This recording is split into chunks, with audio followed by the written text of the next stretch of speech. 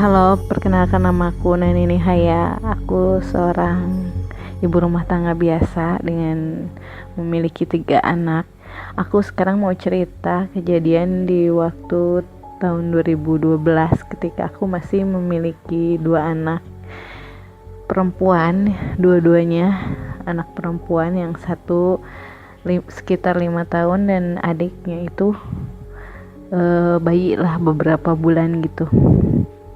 Ceritanya, aku sama suami aku beserta anak-anakku mau main ke rumah mertua, biasalah gitu, berkunjung ke rumah mertua biasa, nggak ada acara, nggak ada apa, tapi main aja gitu.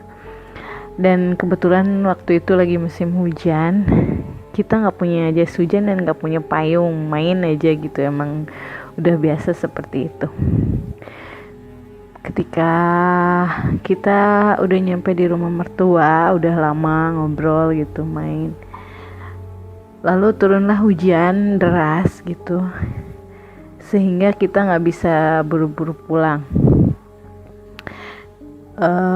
Aku emang selalu nggak pernah betah ya di rumah mertua aku dan selalu meminta buru-buru pulang, tapi karena hujan aku nunggu sampai hujannya reda dulu, dan ternyata hujannya itu nggak reda-reda.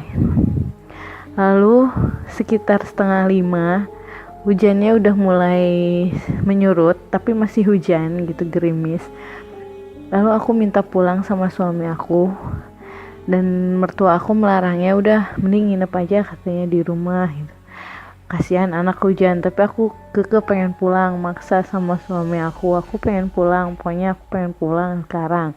Ya udah, akhirnya kita pulang, dan dengan dibekalin payung punya mertua aku gitu, kita naik motor pulang. Ketika perjalanan menuju ke rumah pulang, kita itu melewati jalan yang sedikit berbelok dan ada jembatan kecil yang berada di atas irigasi. Dan setelah melewati jembatan itu, tiba-tiba motor kita mogok. Wah, mogok gitu ya. Lalu kita cek kondisi motornya, dan ternyata bensinnya habis gitu. Lalu kita berteduh di satu warung yang lagi tutup gitu. Nggak tahu warungnya suka buka atau nggak pernah merhatiin setiap lewat ke sana, tapi pas waktu itu warungnya itu lagi tutup, dan area di belakang warung itu persis ada irigasi dengan banyak pepohonan yang memang seram gitu ya. Keadaannya itu memang seram gitu, dan sepi banget, jarang sekali ada orang lewat terkecuali motor yang lewat gitu. Kita mau minta tolong juga nggak ada orang, kesana kemari juga lihat, dan hujan pun mulai gede lagi gitu. Lalu kita memutuskan untuk menunggu orang lewat untuk dipintain tolong gitu, beli bensin ke, ya lumayan agak jauh gitu, kalau misalnya jalan kaki agak jauh kita beli bensinnya, tapi kalau naik motor itu lumayan dekat gitu. Setelah lama kita nunggu, akhirnya ada motor lewat dan kita berhentiin, dan suami aku memutuskan untuk nebeng beli bensin dulu, dan aku menunggu beserta kedua anakku di warung tersebut. Dan kita nunggu suami beli bensin dulu, lalu balik lagi dan diisi bensinnya gitu, dan bisa nyala lagi motornya. Lalu kita bergegas melaju pulang lagi ke rumah gitu. Belum terjadi apa-apa. Ketika sampai di rumah itu udah maghrib kan gitu, kita langsung ya biasa aja sampai rumah. Belum terjadi apa-apa juga, tapi pas sekitar jam 10 malam anakku tiba-tiba nangis ngejerit gitu, nangis kayak yang kesakitan, ngejerit, tapi dia nggak ada air matanya itu melotot ke atas gitu ya, melotot. Aku bingung gitu, aku gendong nggak diem, aku udah bacain doa, udah bacain sholawat, udah bacain apa, aku berusaha untuk biar anak aku tuh diem gitu ya, tapi tetap gak diem juga, terus aja nangis.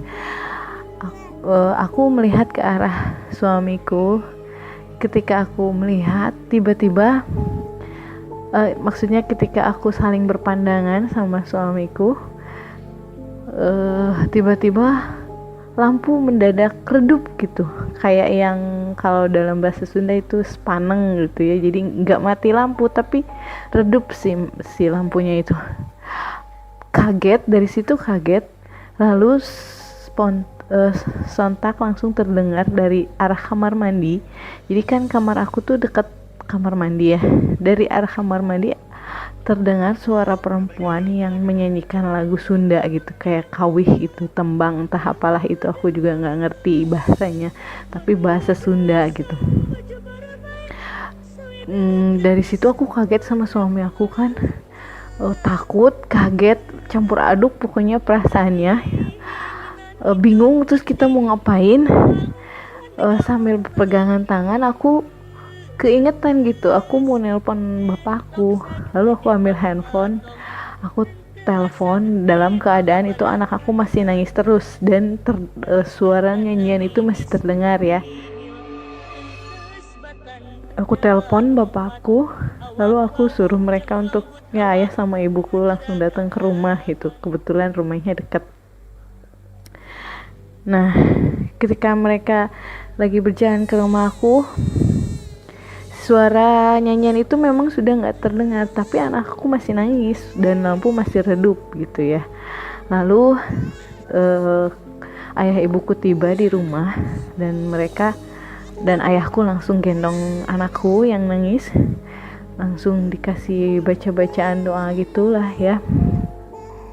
Lalu akhirnya aku berhenti nangisnya, dan lampu yang tadinya redup juga jadi nyala lagi, jadi normal lagi gitu, dan suara nyanyian itu emang udah nggak ada gitu. Nah, aku suruh cek ke bapak aku dan ibu aku karena aku masih takut ya, jadi aku suruh cek ke kamar mandi, tadi ada yang nyanyi di kamar mandi gitu tapi nggak ada orang gitu. Aku takut banget kan, aku nggak berani, malam itu aku nggak berani tidur